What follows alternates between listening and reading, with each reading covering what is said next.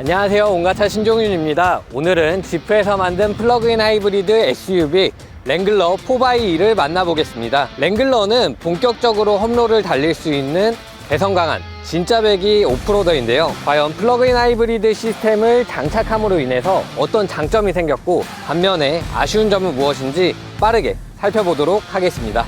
우선 랭글러는 정말 많은 마니아들과 거기서 파생된 다양한 문화를 갖춘 차량입니다. 그 덕분에 자동차 시장에서 손꼽히는 아이코닉 모델로 자리매김했고요. 아이콘이 된 덕분에 이 차를 통해 자신들의 로망을 이루려는 팬층 역시 더욱 두터워지게 됐죠. 외관에서 이미 보여지던 높고 각진 차체와 커다란 타이어는 어느 지형이든 가리지 않고 모두 넘어갈 수 있을 것처럼 생겼고요. 이런 차량 특성상 어떤 지형에도 구애받지 않고 자유롭게 다닐 수 있을 거라는 판타지를 품게 합니다.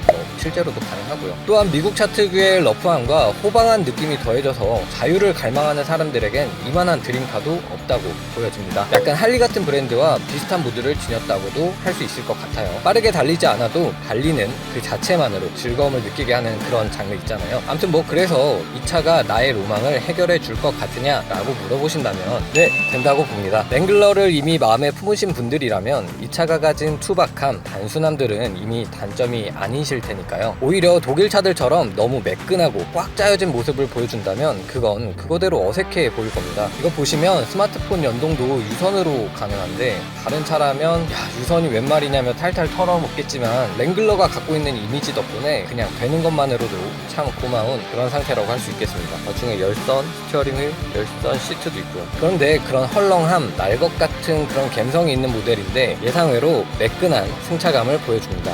일상생활에서 평소에 타고 다니기에 부담이 없다는 얘기죠. 아무리 로망이어도 평소 생활 환경에서 불편함을 초래한다면 그때는 유지하는 게 참 어려운데요. 세컨카로 돌리거나 아니면 아예 입양을 보내야 되겠죠. 근데 이 차 올로드 주행 성능을 개선하고 보완한 덕분에 데일리로 아스팔트 환경에서 충분히 적응할 수 있는 승차감을 제공합니다. 겉모습이 주는 우악스러운 모습에 비해서 보면 특히나 더 그런 것 같아요. 일상으로 들어온 레저라고도 할 수 있을 것 같네요. 다만 프레임 바디가 갖는 높다란 차 바닥으로 인해서 실내 공간이 희생된다는 점, 와중에 배터리도 트렁크 공간으로 옮겨서 화물 공간도 희생됐다는 점, 마지막으로 차체 바깥으로 이렇게 붉어져 나온 네 바퀴 덕분에 타자마자 바로 차 폭감을 적응하기 어렵다는 점 등은 분명 아쉬운 부분이었습니다. 특히 주차할 때 사이드미러로 뒷바퀴 확인하는 게 쉽지가 않더라고요. 그리고 이 차 플러그인 하이브리드 모델입니다. 케이블을 꽂아서 충전이 가능한 환경이다 라고 하시면 전기 모드만으로 32km를 주행할 수 있다고 합니다. 재원상의 성능이고요. 이쪽에 보시면 하이브리드, 전기 모드, 가솔린 모드 구분이 되어 있죠. 해당 모드를 통해서 원하는 동력을 선택하고 주행 가능합니다. 커다랗고 터프한 모습의 SUV가 전기 모드로 했을 때는 그냥 윙 소리만 내면서 달려갑니다. 앞서 언급한 매끈한 주행 감각에 일조하는 부분이라고 할 수 있어요. 쭉 미끄러지듯 이렇게 나가죠. 정말 이질적이면서도 이제는 현실이구나 싶습니다. 마침 스텔란티스에서 날아온 보도자료를 봐도 2030년까지 탄소 배출을 50% 수준으로 경감시키고 이후 38년까지 탄소 중립을 하겠다고 합니다. 소속 브랜드 중에서 가장 개성이 강한 지프도 이 정책을 거스를 수 없을 텐데